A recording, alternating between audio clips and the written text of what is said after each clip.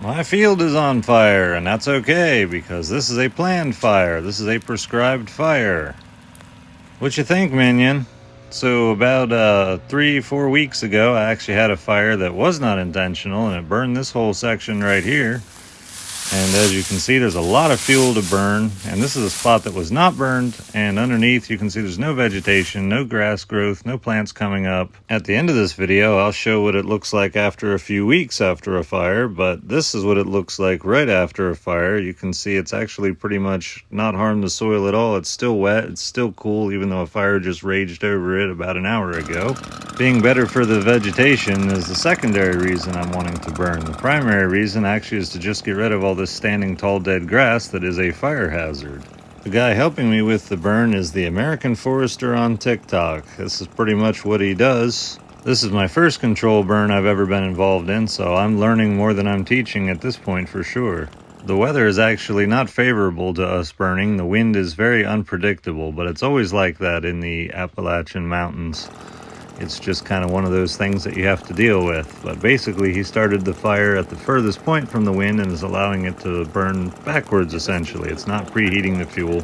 It's burning very slow, taking a long time, but that's the best way to maintain control in a situation like this where the wind is just doing whatever it wants to at a moment's notice. Minion and Daisy are both having fun playing around in the meantime, and we're just really watching this to make sure it doesn't get out of hand. Like most people, I like my fires uneventful and not exciting, and that's essentially what we have going on here. It's not eventful, it's not exciting, and it's perfect. The other thing we're doing, because it's so windy, is burning very small sections at a time with 10-foot fire breaks in between them. They were cut with a lawnmower. We have leaf blowers on standby. They're really good at putting out fires or directing them where not to burn, essentially. You basically use them to blow the fire onto the part that's already burned with no fuel, and that pretty much stops it. If you would blow it the other way, it would just start heating the fuel ahead of it and just really take off into an inferno. I wish I had footage from the accidental fire that I had going before these control burns happened, because it moved a whole lot faster and shows the risk of fire actually a lot better. This particular spot is very thick, and we're actually going to back burn. So we're going to put a fire on this edge of the fire break and essentially make a circle of fire, and it'll rush towards the center, and then when it runs out of fuel, because there's nowhere else to go, it'll completely burn itself out. So he's basically using the drip torch, which contains 70% diesel, 30% gasoline, and you just kind of walk along with it, and it makes a nice little runway of fire, if you will. If you haven't already, please hit that like button on this video, as well as the subscribe. It helps me, helps the channel growth. I really appreciate you guys watching my content. That's a hot fire. Yep, cleansing fire. Yeah. You got native soil now. You can knock that over with your brush cutter or saw, whatever you got. You know, we start from scratch, pioneer species. Right. And also, that's how you also, you know, at that rate of speed, what, 20 foot in a 30-second area? Yeah. You clear half an acre in 5 minutes. Okay, I wouldn't doubt it. I think that's about the rate my other fire was going. Yep. It just died down, lucky for me. Yeah, lucky for you. Somebody's got his eye on you. Yep. There's your little tornado and Daisy. Right. That looks pretty cool.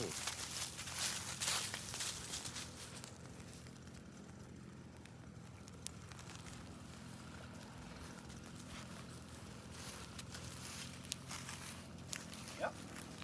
There's Yogan. We got fire breaks to man. Come on, bud. What else do you for? Let's go. Put that fire out. Put it out. Put that fire out. That's right. Good job. Can we blow it all out? Yeah, sure.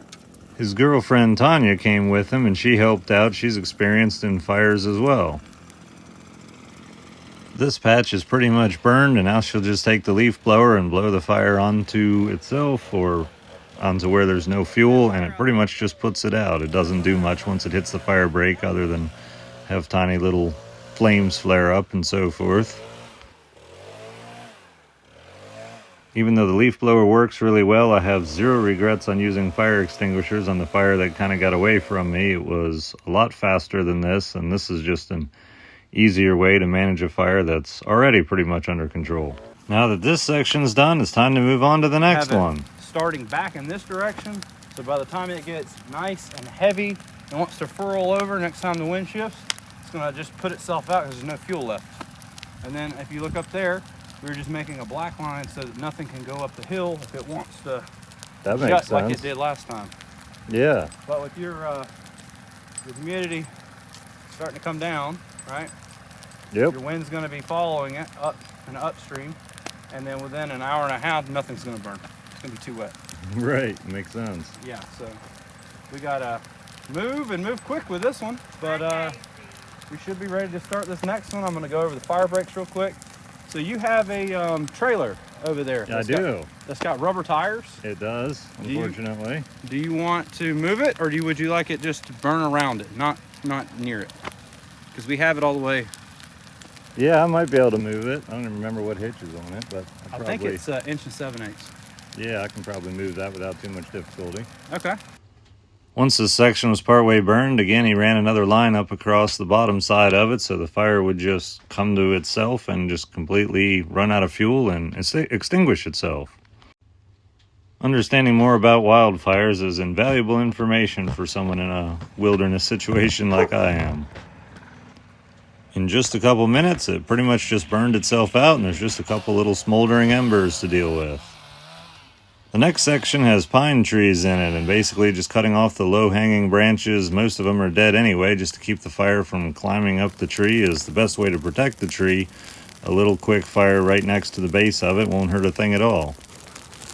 Once again, his TikTok account is the American Forester. I would highly encourage you guys, if you have the TikTok app, to go look him up and follow his channel. It's just kind of cool to watch the wind push the new wall of flames that he's making right into the other one and essentially put itself out. Ooh, this is going to get exciting.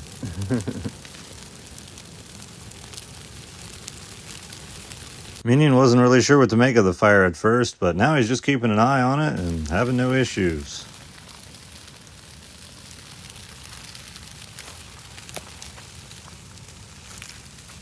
Vince, we doing the fires? We making enough fires?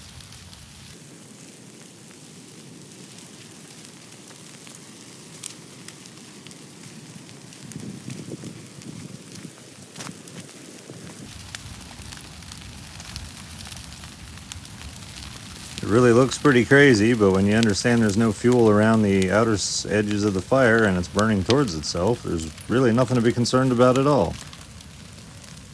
Should go without saying, but never do a control fire without a trained professional with you and somebody with experience doing such things. The American Forester has somewhere around 300 control burns under his belt. I've also got a bunch of neighbors on standby that know exactly what's happening, and if there's any issues, they can be here pretty quickly to help us resolve them, but no issues today. Even though it looks hot and crazy, just a couple minutes afterwards, you can easily walk on it, and if you dig into the soil, you discover it's still wet and moist and cool to the touch.